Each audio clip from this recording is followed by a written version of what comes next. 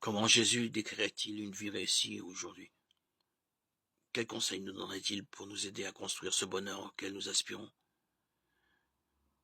S'il ne nous donne pas dans l'Évangile de réponse directement explicite, il a malgré tout transmis à ses disciples un grand sermon sur la vie chrétienne auquel nous sommes invités à puiser sans nous lasser. À 8 reprises, les béatitudes expriment différentes facettes du bonheur, sans doute bien éloignées d'une perception courante de celui-ci, mais constituant ensemble une charte pour notre vie chrétienne. Faisons-nous réellement des béatitudes une source d'inspiration pour notre vie? Reconnaissons qu'elles peuvent nous sembler difficiles en première lecture. Heureux les pauvres de cœur, heureux ceux qui pleurent, heureux ceux qui ont faim et soif de justice, heureux les persécutés par la justice. Quel étonnant chemin de bonheur que celui-là, en contradiction sans doute avec l'idée que nous nous en faisons. Là où nous attendions la sécurité, la paix, la joie ou l'amitié, nous trouvons l'épreuve, la persécution et les pleurs. Le risque est grand alors de simplement s'affranchir de ces paroles de Jésus, peu concernées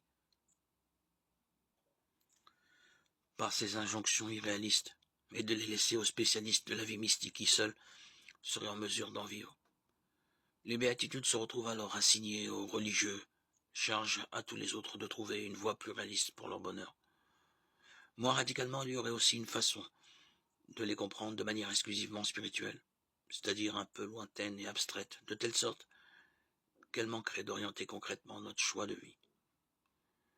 Les béatitudes manifestent en réalité le renversement profond que Jésus est venu apporter dans les valeurs qui guident nos vies.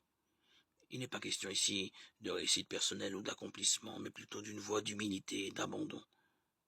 Cette proposition ne trouve son sens que dans un horizon plus large que cette seule vie. Les promesses attachées aux béatitudes renvoient à un futur qui dépasse cette vie.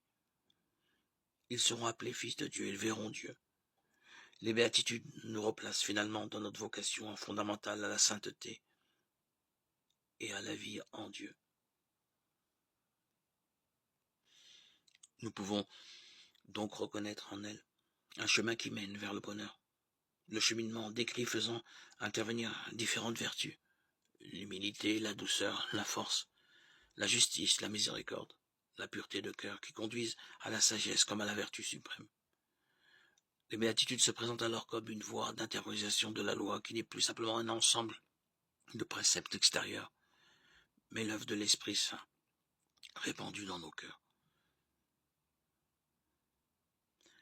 Il est vrai que ce renversement des valeurs ne prend un sens qu'en union avec le Christ, qui lui-même a ouvert cette voie. Nous sommes tous invités à nous nourrir de ce sermon de Jésus, parce que les béatitudes ne sont que la description d'un visage, son visage. Il y a ainsi un idéal souhaitable dans les béatitudes, un idéal qui nous dépasse certes, mais portant en lui une puissance d'attraction liée à la personne même de Jésus. Le premier à les avoir vécus, qui continue de nous inviter à nous mettre à sa suite. Elle reste un chemin d'humilité, parce qu'elle nous semble bien difficile à vivre.